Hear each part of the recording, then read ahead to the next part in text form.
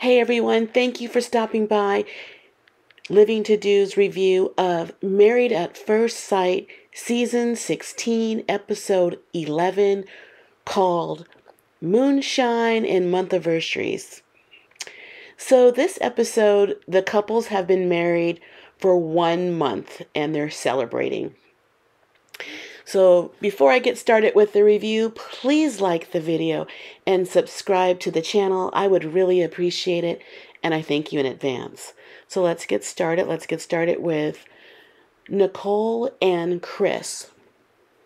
Nicole and Chris have a guest this week, and the guest is Nicole's father, Mark. Mark has been taking care of Nicole's dog, and so all three dogs are together. We see them running around, all three big dogs. Mark and Chris go outside to talk, and just to bond, just to see where they are and where Chris is in his head with the marriage. And Mark is very much like his daughter, Nicole. Very talkative, they make their presence known. People can be a little irritated with that, but he's a man's man. After he talks with Chris, he has a little confessional where he's talking, and he thinks that Chris needs big dick energy, which is really interesting from a guy who is saying that about his son-in-law. But he seems to like them. Mark seems like a nice guy. Very much like her father, Nicole, is. It's their anniversary, and Chris is so thoughtful. He gets Nicole a helicopter ride for their month anniversary, which is nice. They seem to really enjoy it. Afterwards, Nicole says that Chris really makes her feel special. And he does. I see the effort in how he's trying to connect with Nicole. And, Nicole, she's here for anybody who will give her attention. She's just so over the moon that somebody's paying special attention to her. They get back to their house, and they get to look at their wedding videos. They're seeing their wedding videos for the first time. So she's seeing him react to her on the video. She can see it. I mean, sometimes it's hard to remember what happened, so the video is really great. And he says, look, I smiled. He was happy with her. Now, Nicole wasn't happy with herself. She sees herself coming down the aisle, and she hates it. She is just nitpicking herself to death. She says her hair is flat. Her makeup is wrong. She's very unhappy with how she looks. And he never said anything. He thought she was beautiful. And later in a confessional, Chris said that he hated how she was so negative about pointing out her flaws. He says that she's overly critical, and that, that could be annoying. He doesn't see that. And for Nicole, maybe you shouldn't do that. This man, the way he's looking at you, he doesn't look like he's seeing anything unattractive. He looks like he is falling in love with you. He looks like he has intention to fall in love with you. He wants to fall in love with you. And you keep pointing out these negative flaws. He might see it too and be just as fixated on it as you are, and maybe find you unattractive. So you might be doing yourself a disservice by pointing that out. This guy is a good guy. He's a guy to keep. So stop doing that, Nicole. Okay, on to the next couple. Okay, the next couple is Gina and Clint. For their 1 month anniversary, Gina and Clint went hiking at a waterfall. They were trying to recreate their Jamaica honeymoon. They're trying to do a do-over since their Jamaica honeymoon it didn't go very well because they didn't get along very well. They also created,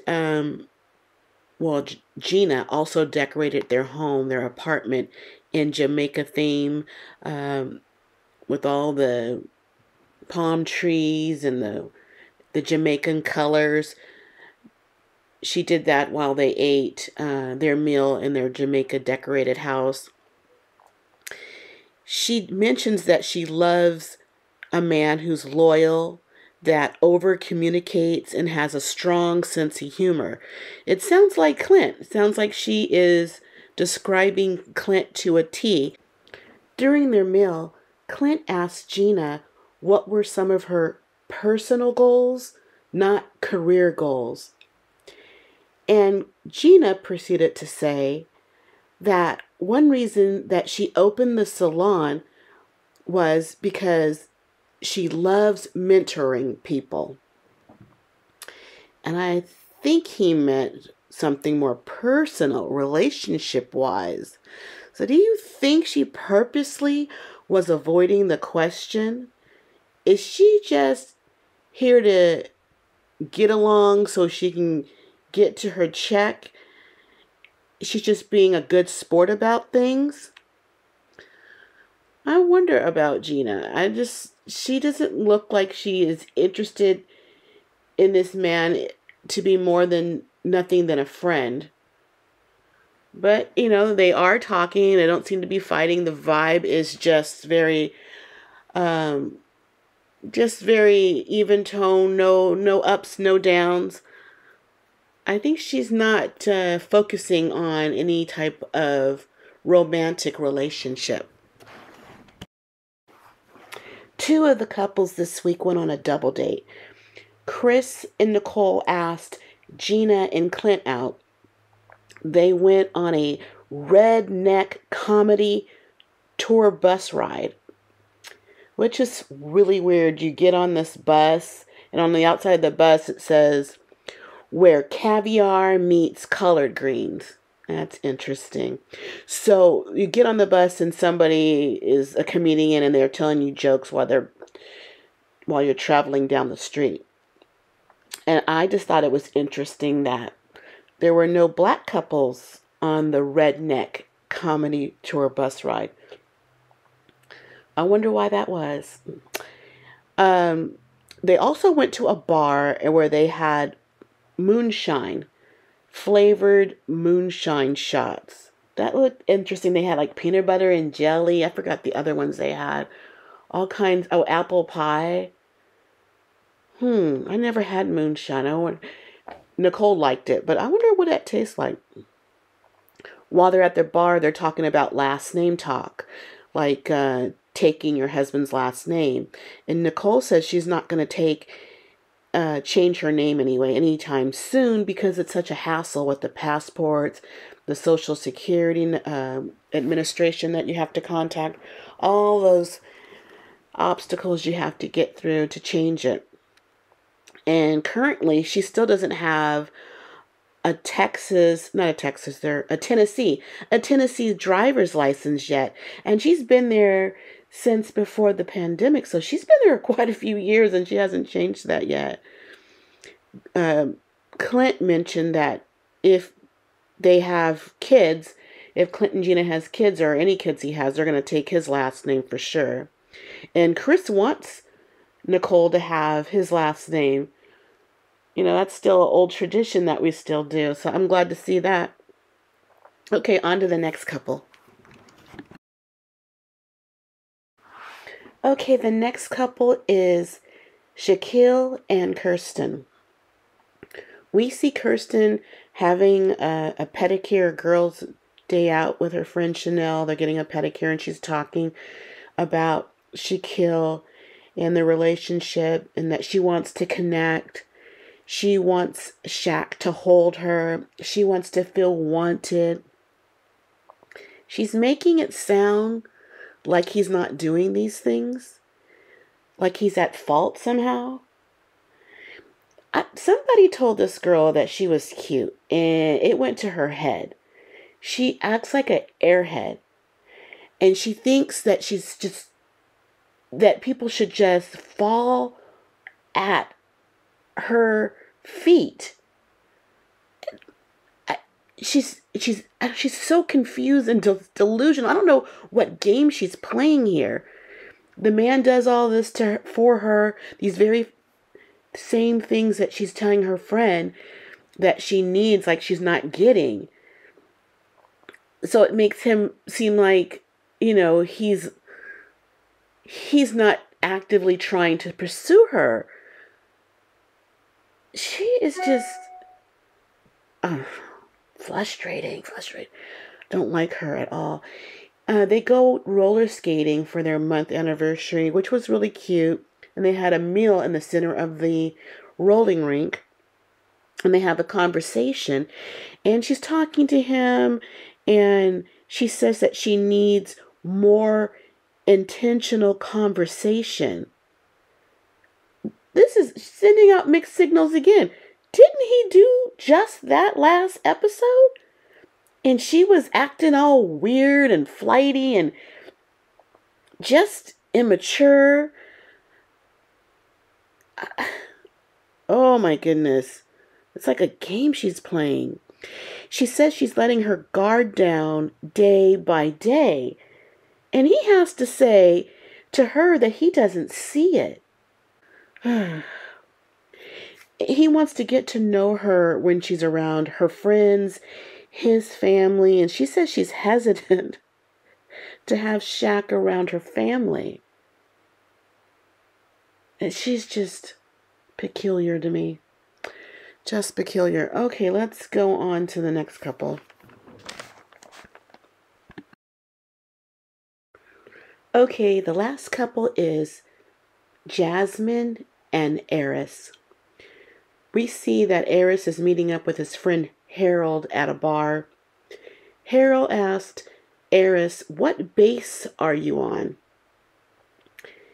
Talking about how far did he get with his wife, which is an immature question to ask a grown man about his wife. But Ernest answers, he says, "I'm not on any base. I'm in the parking lot with no uniform on."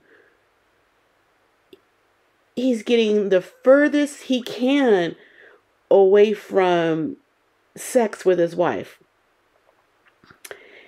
And Harold says he got married not to have sex. See, it's not adding up in Harold's head.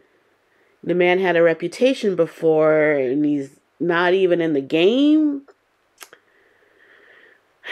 Eris says that he needs a vibe. He said he needs someone to be funny or, something. He's not getting a vibe with Kirsten. Maybe her vibe is that she's beautiful, that she's won pageants.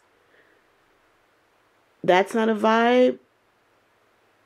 What kind of excuse is he making? Why is he making these excuses? They don't even make sense. This man used to be a sexaholic. He had sex the day before he was notified about being on MAFS. The morning of his wedding, he was telling his boys about having his wife get on her knees. And now, all of a sudden, he's picky? What is going on here? Is he in a relationship somewhere? Are you committed to somebody else? Does he have a disease? Why is he just pulling back so fast? He takes Jasmine to a rage room to help her express her feelings. Oh, is she having a problem with that? She's been very vocal in what she wants. You're probably both going to just get the frustration. You're sexually frustrated and it is probably your idea and you're just trying to let some steam off. Something that was interesting when they got to the rage room and they're knocking around stuff, that they're being filmed, of course. And they have one scene where we see the cameraman in the room with them. There were two cameramen, but the other cameraman, he was using like a phone to video record them. That was interesting. Just our simple cell phone. Anyway, back to them. Um, in a confessional, Jasmine said that, she wanted babies and she wanted to build an empire. Oh, that's so sad. But an empire based on what? Uh, but have your dreams. He takes her to a ranch or a barn to have a meal to celebrate their 1 month anniversary. And Jasmine looked absolutely stunning in her dress. She looks so beautiful. What a beautiful body that she has. Her dress was beautiful on her. Absolutely beautiful. And you do not find this woman sexy, Eris? Jasmine has to have like the most beautiful body that we've seen on the show. She's slender, but she has some curves there. She has a shape, I should say, anyway. And she looks beautiful. And they were looking at their wedding photos, and Jasmine was saying how she looked happy, but 1 month later she's guarded. And I guess they had a copy of their wedding vows. And in Eris's wedding vows, he said that each and every day he would put forth effort into the marriage. And he had to admit that he hasn't done that. He also wanted to talk to Jasmine, and he told her not to hurt your feelings, but he wanted to be honest at the same time, and he doesn't want to have sex until after decision day. So you want to have sex with her, but not when there's cameras around? Why? What do you plan to do to her? And she still wants to grow intimacy. Maybe this man is trying to tell you something and you should back away altogether. He says he wants sex to mean something. What am I missing with this guy? What is going on? Make it make sense. They had a group dinner to celebrate their 1 month anniversary. And pretty much Nicole was holding court, asking all the questions, asking the couples how they were doing. Clint and Gina were bonding. Nicole was, she didn't really have faith in their relationship after Jamaica, but she was happy to see that they were getting along pretty good.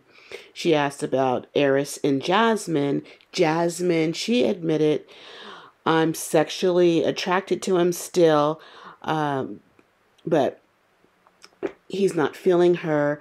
Pastor Cal said that she needs to be more intentional, but she doesn't know how to be that when your partner's not into you, which is sad. And it's just so embarrassing that she keeps telling this story about how this man is not into her.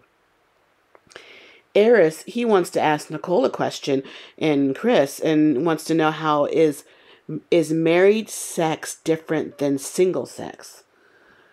He has this hang up about sex. What is it? What are you afraid of? There has to be an answer to this. It's just a mystery. Anyway, Shaq and Kirsten, they're asked the question, what base are you on? Nicole says you two should be kissing now. It's been a month. Nicole is acting like she has all the answers since her marriage is going so well. She's a little obnoxious, Kristen says that there's a little chemistry in their relationship and the intimacy can be better. And Shaq feels differently. He feels that there's chemistry, and this intimacy. This is news to him.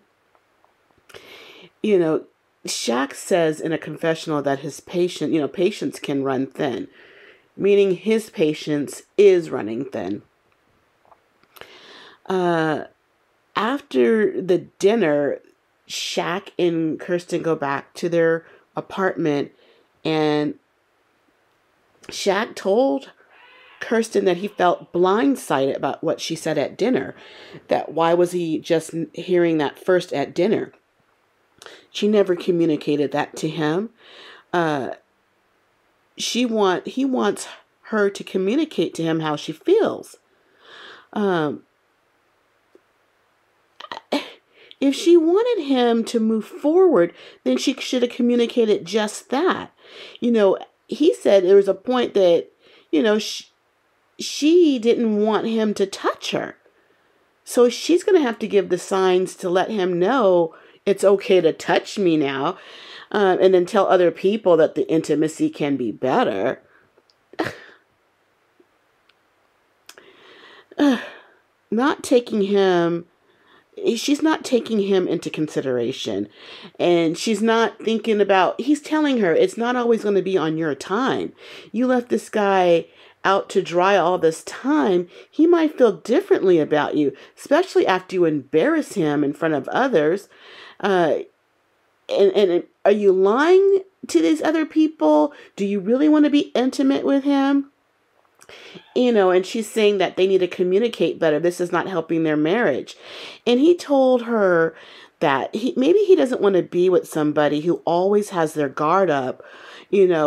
He's trying to be in the marriage with you, and it's just like you're putting up this force field, and he has to bounce off of it. He's playing red light, green light. He doesn't know what to do with you. He's a smart man, and I think he hopefully can smarten up and see if you're running game on him that he doesn't have to stay in that marriage. He, an eligible guy, he's a doctor. I think he's a doctor, he has higher education. He's doing well for himself, and he's not going to put up with this too much longer. But that was everything. These people are a mess. I think next week the experts will be visiting with them and trying to help them out because they need it. Thanks for staying with me to the end. I really appreciate it. Please like the video and subscribe to the channel. I would really appreciate it, and I thank you in advance. But I gotta go because I got living to do. Bye.